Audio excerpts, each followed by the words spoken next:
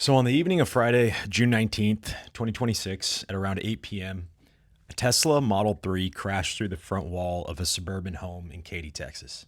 This is a suburb on the in the eastern part of the greater Houston area going towards San Antonio.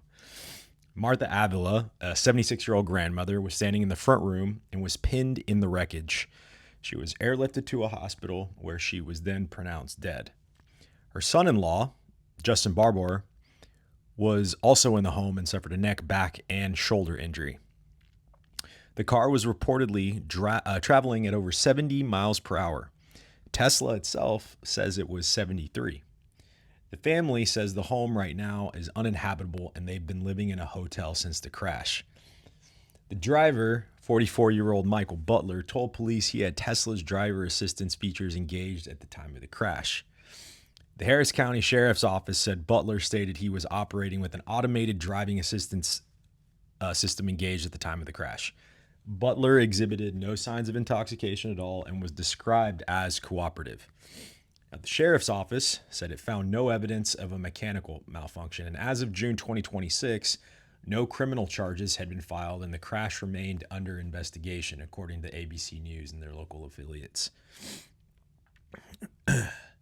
This all ties back to a larger story of systemic mechanical malfunction within the Tesla operating systems and within Tesla cars and vehicles, automobiles themselves. A lot of interesting findings, but this Texas crash really started to open up questions into Tesla as a company, their production line, their operating systems, the electrical components, right, that power all of their cars. I personally, in the United States, living in New York City, whenever I see a Tesla pull up, when I hail an Uber, I get a little worried, as should you. They are very faulty, and them being completely having these autonomous modes, quote unquote autonomous modes, right? These aren't fully autonomous modes, as we'll come to find out. But you will see over the time that we cover this story that these self-driving modes can be misinterpreted by the consumer, and they can be very well misunderstood. So it's important as a consumer to kind of educate yourself on what you're buying. This is a cautionary tale to anyone purchasing a Tesla car or hopping in a Tesla vehicle. So full self-driving, or FSD, is designed to handle specific driving tasks, right? Navigating around a city, residential roads, stopping for red lights, stopping at stop signs, for example, and changing lanes.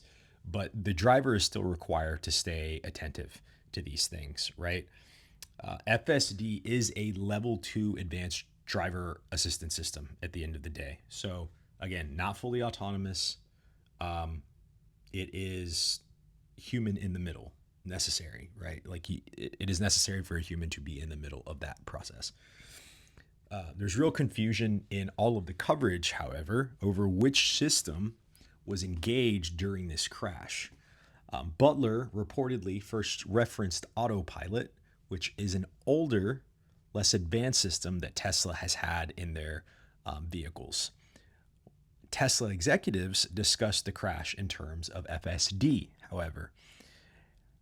Tesla has discontinued autopilot in their cars before 2026. So they have folded it into a newer self-driving terminology. So the labels in the public record don't necessarily map cleanly when they're being reported on.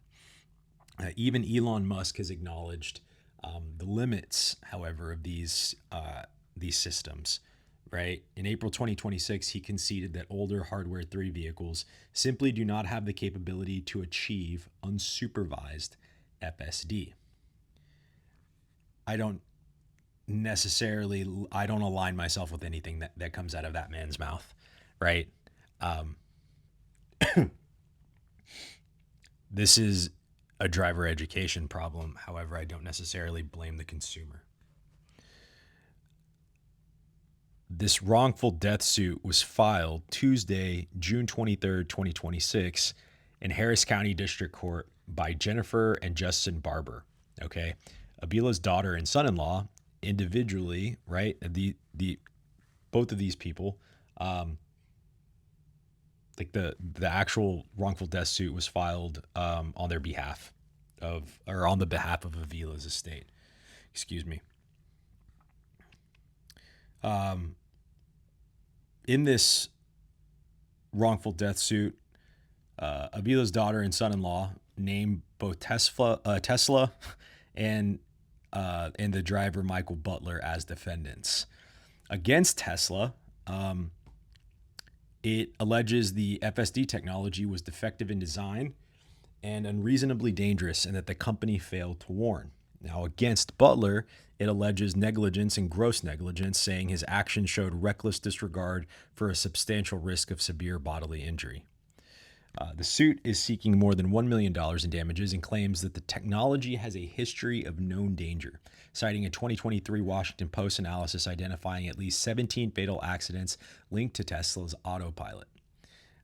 That will come back up eventually, but the Washington Post analysis was actually very interesting and pretty alarming. This is one of the reasons why since 2021 or 2022, I believe, is when I started getting worried about these cars driving myself into a wall.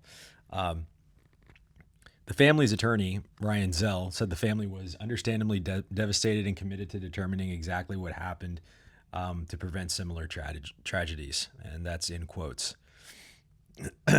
Tesla's defense has overwhelmingly been that the driver overrode, right, the mechanism itself. When Wired magazine pushed Tesla to make a comment, they declined. The company has actually dissolved its media relations team. Not since then, but it dissolved it years ago, which is pretty insane. So they don't even have anyone taking care of like public relations. Their VP of AI software, Ashok Elaswamy, wrote on X that Tesla data showed Butler manually overrode self-driving by pressing the accelerator all the way to 100% and had the accelerator pressed even after the crash. Elon Musk posted that speculation Tesla's tech played a role makes zero sense to him, right? He added that FSD drives slowly through neighborhood streets, and this was a high-speed crash. Elaswamy, the VP of AI software engineer, called early reports that FSD was involved, quote-unquote, blatantly irresponsible reporting. They have pointed to this pedal misapplication as, like, again, one of the reasons why, right? This is how they're kind of pushing back here. The sheriff's office there, though locally, has found no malfunction finding at all that is consistent with the claims that are coming out of these people's mouths. However, so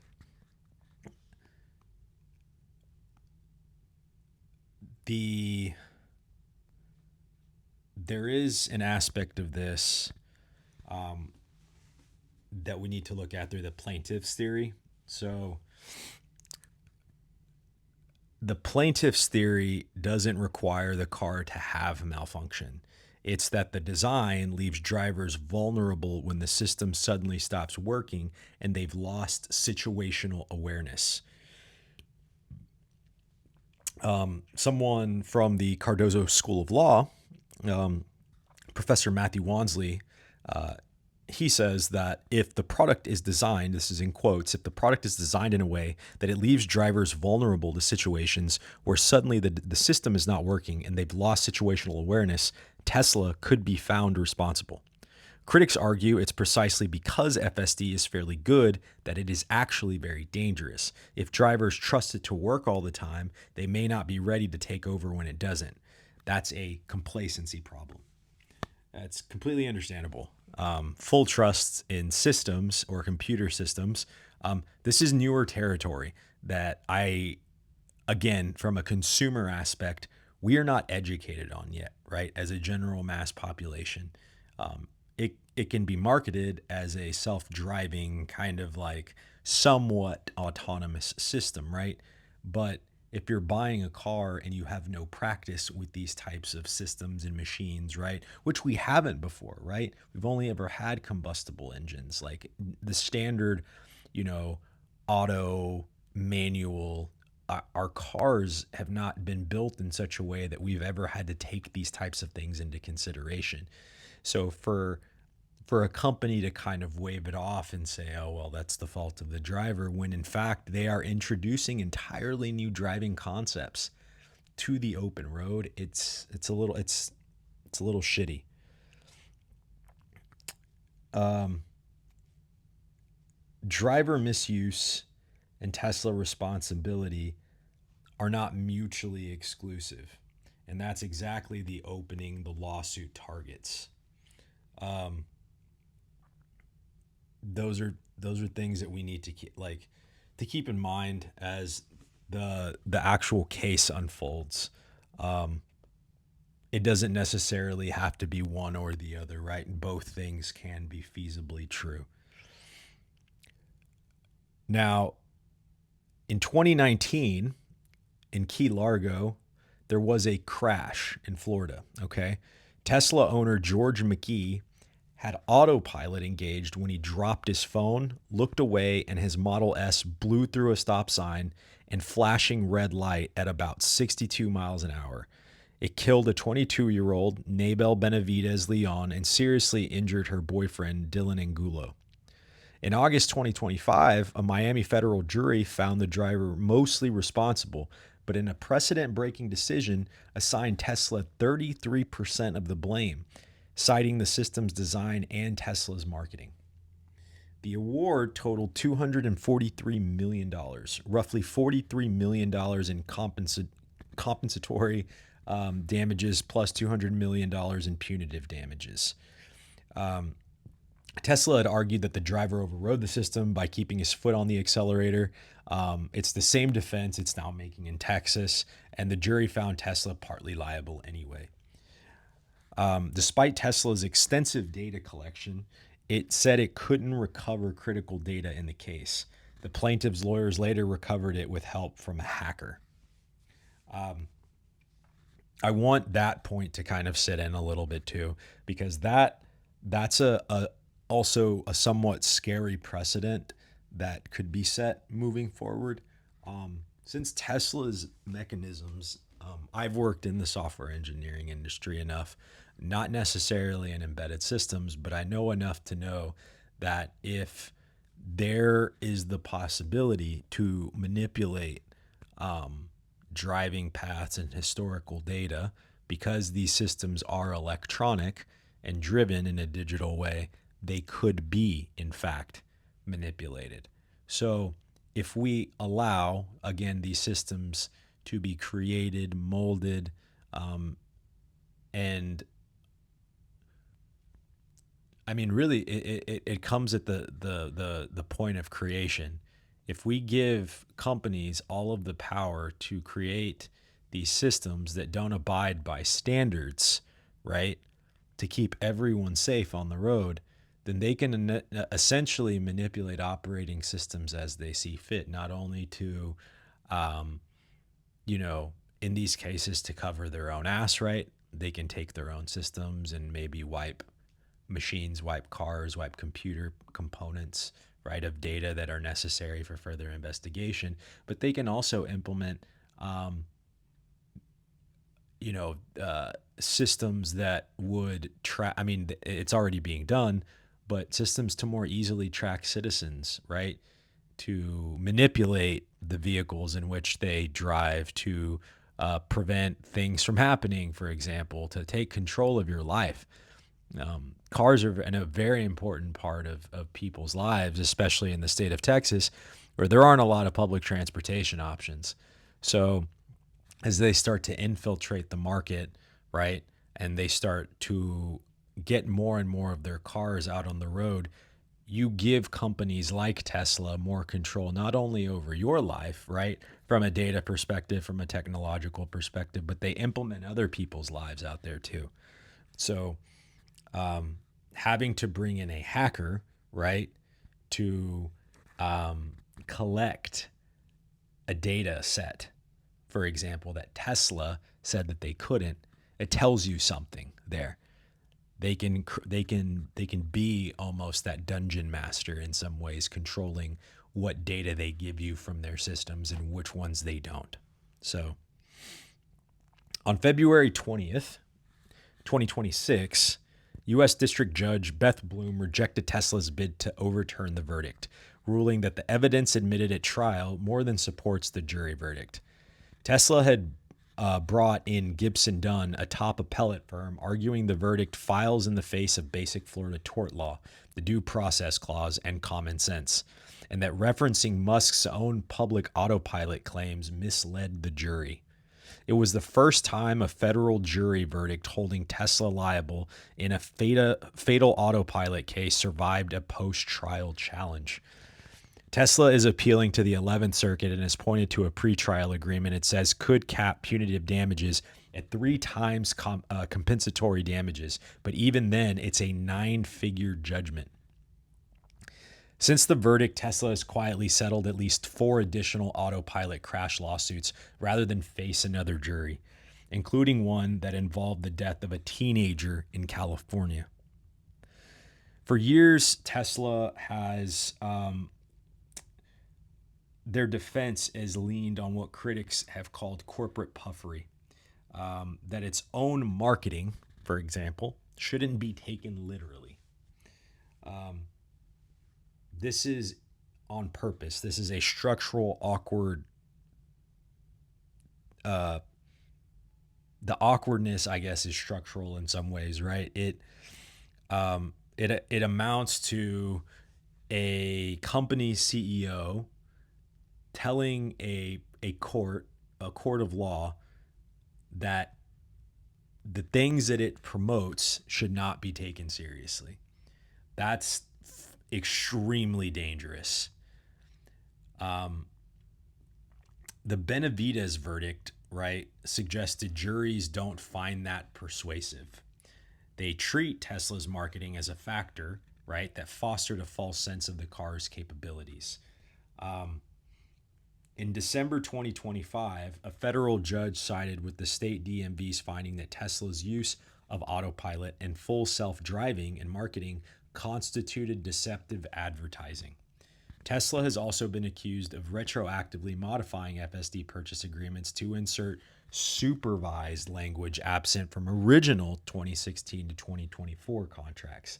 Again, this kind of ties back into they can manipulate things as they see fit within their own systems if we don't do our due diligence to check them on these things. Tons of regulators have now come in, luckily, and they're circling in. There's 2 federal agencies that are investigating the crash directly. The National Transportation Safety Board just said on Wednesday that it had opened a joint probe with the Harris County Sheriff's Office into the crash. Harris County is the county that essentially encompasses a majority of the Houston area. It's actually, I believe, the 3rd largest county in the United States now. The National Highway Traffic Safety Administration as well has confirmed that it also opened an investigation.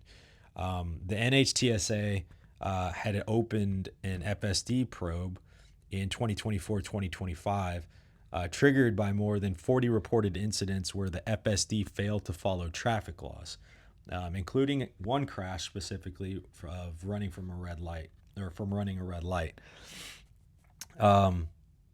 It covered nearly 2.88 million vehicles with 80 documented traffic violation instances cataloged as of December 2025. That probe is examining whether FSD gives drivers prior warning or adequate time to respond to the unexpected behavior or to safely supervise the tech. What we are having right now and what that means is that the 2 governing bodies of the roads, right? The federal governing bodies of the roads that we drive on every day are investigating a company like the equivalent of Boeing, for example. Tesla's vehicles have continuously proven time and time again that they fail. It would be like allowing Boeing's, if you know the story of Boeing, the 730 or 737 Max, the Max 8s that both went down and just took nosedives because their software systems essentially didn't give pilots enough time to auto correct their point of attack or their angle of attack. These systems, again, were almost invisible to a pilot. This, in order for Boeing, just as a really quick backstory, Boeing implemented a software system without properly acknowledging it publicly, pushing it through and ramming it through trials and kind of like the vetting process so that they could push a new plane out as quickly as possible, really without allowing pilots to train on it properly. So a lot of pilots, and the two pilots, unfortunately, who encountered this new system that they had never seen before, right? Those were the two that ultimately failed because they didn't receive the proper training. All kind of tying back into this same story of like companies falsely advertising or not even advertising the capabilities of the systems that they are allowing consumers to engage with, right? Or allowing the end user to engage with. It's scary stuff. It's a scary thing. When a company has so much power that they can kind of like manipulate the ways in which they get their product sold, right? Like Tesla can't have this happen, right? Going back to Tesla, Boeing needed to sell their planes, which is why they tried so hard to prevent their new systems from being found out about, because they would have had to retrain pilots. That costs a lot of money. That costs a shit ton of money. And now on the flip side here, we have a company like Tesla, right, that ultimately is trying to roll out a completely new product line so that they can make more money. The taxis, I don't know if you've heard of the taxis, but they're trying to roll out these autonomous taxis, right? There would be a new income revenue source. However, something like this, where their cars are being found to be faulty, right? That would be an impediment to get them to market, right? These types of things companies fucking love to kick under the rug, or to they love to have these things tied up in court and to settle, right? So that they don't have to worry about them right now. But that puts people like us, like me and you, those who consume these products, in danger out on the road. There was a big regulatory hammer that came down on March 18th of 2026. The NHTSA escalated to an engineering analysis, and that's the stage that typically precedes a mandatory recall, right? It covered an estimated 3,203,754 vehicles, including the Model 3s from 2017 through 2026, the same kind that was unfortunately involved in the Katy crash that we talked about at the beginning of the show. That probe focuses on a specific failure mode, whether Tesla's system reliably detects when FSD cameras are blinded by sun glare, fog, or dust, and warns the driver in time. In the 9 crashes the NHTSA reviewed, the degradation detection system either failed to detect the problem or didn't alert the driver in time. And in each, FSD lost track of or never detected a vehicle in its path. And that's according to Tech Times. This connects to a hardware argument. Tesla's Tesla Vision relies on cameras only. No radar and no LiDAR, okay? Those are like peripheral cameras. LiDAR can detect things around corners, for example, right? So there's no sensor backup when cameras degrade, unlike Waymo's overlapping camera, LiDAR, and radar setup. NHTSA also previously compelled an autopilot related recall in 2023, issued as an over-the-air update after a 2-year investigation found the system encouraged driver inattention. A bunch of cases are being resolved now that involving crashes between 2018 and 2020. Their autopilot, Tesla's autopilot, was definitely less capable then, and fewer cars had it. But those are starting to be brought into these bigger, larger investigations, right? Hundreds and thousands of vehicles running FSD since will generate a second, much larger wave of litigation that unfortunately is still in its infancy. There are 21 separate tracks as well that Tesla is managing litigation across. 50 to 60 of those of the 21 tracks, there are 50 to 60 fatal autopilot and FSD incidents. 50 to 60. Those numbers are staggering.